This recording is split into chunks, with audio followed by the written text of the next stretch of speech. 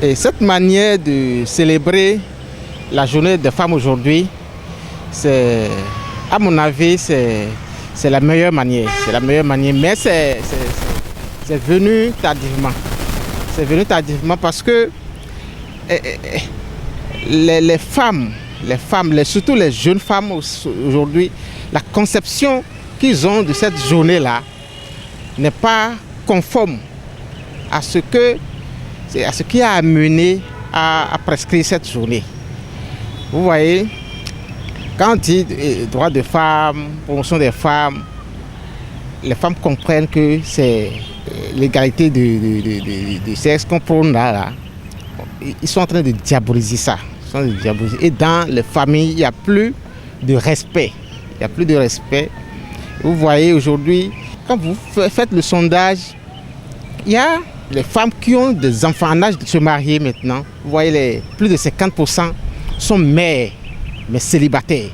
Célibataires parce que leur manière de compréhension ne permet pas à l'homme de prendre la responsabilité, ne permet pas à l'homme de les garder sous le toit.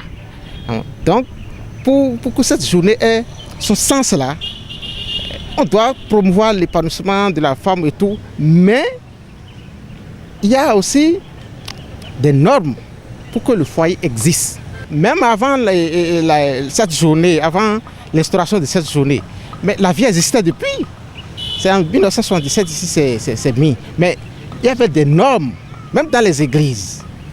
Il y a des choses à corriger. Il y a des choses à corriger. Il y a cette égalité qui est là. Et chaque jour, il y a des postes que la femme ne peut pas accéder au niveau des églises, au niveau des mosquées, au niveau des couvents, partout. Il y a cette norme qui existait, qui est acceptée par la société.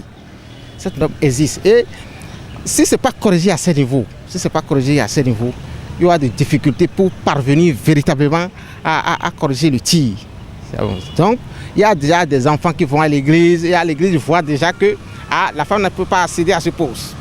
Et au niveau de la mosquée, la femme ne peut pas faire ci. Au niveau des couvents, la femme ne peut pas faire ça. Déjà, ça rentre dans la psychologie des enfants qui amène l'enfant garçon à s'acquérir de son ego de domination sur la femme. Donc tout ça là, alors que pour promouvoir ça là, il n'y a pas dans les écoles, il n'y a pas un cadre pour transmettre les bonnes pratiques, pour améliorer l'alimentation. Il n'y a pas ça dans les programmes. Il n'y a pas ça. Et c'est dans les églises, on constate seulement les choses dans la société. Donc tout ça là, ça fait que la lutte, on le fait et les résultats sont là, mais on a encore du pain sur la planche. Parce qu'il y a des enfants aujourd'hui, ils n'ont même pas l'âge de procréer, mais qui ont des enfants à charge, des filles qui ont des enfants à charge et qui ne sont pas dans les foyers. Dans 20 ans, 10 ans, si rien n'est fait, cette journée que les gens comprennent autrement va encore créer des problèmes pour la société.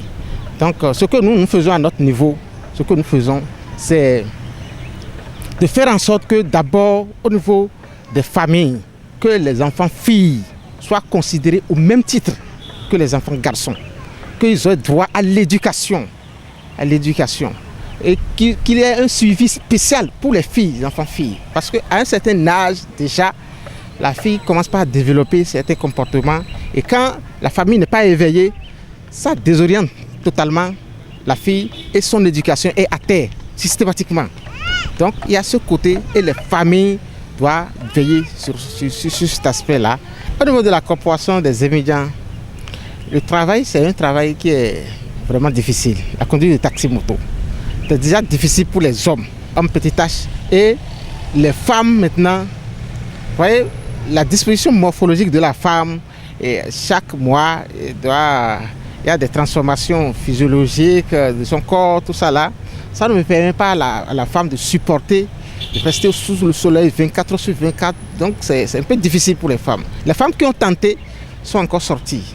C'est une sélection naturelle. Ce n'est pas que les femmes, on a refusé aux femmes de perdre le métier.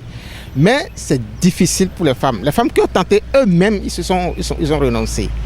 Donc ce n'est pas notre faute, c'est une sélection naturelle, on peut dire comme ça. Mais nous continuons d'encourager les femmes à le faire, parce que c'est un métier, quand tu le fais, tu ne chômes pas.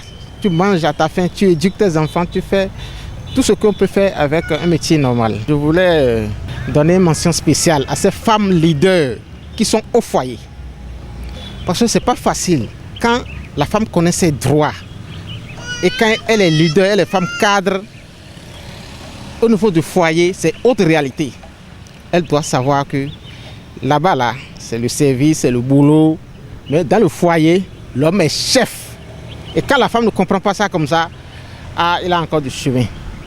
Je voulais aussi rendre hommage à ces femmes du village qui sont là, qui subissent, je dis bien, qui subissent les brimades, l'infidélité et la polygamie. Ils supportent tout, ils disent je ne vais pas, tu me chasses, je ne vais pas, je reste, j'éduque mes enfants.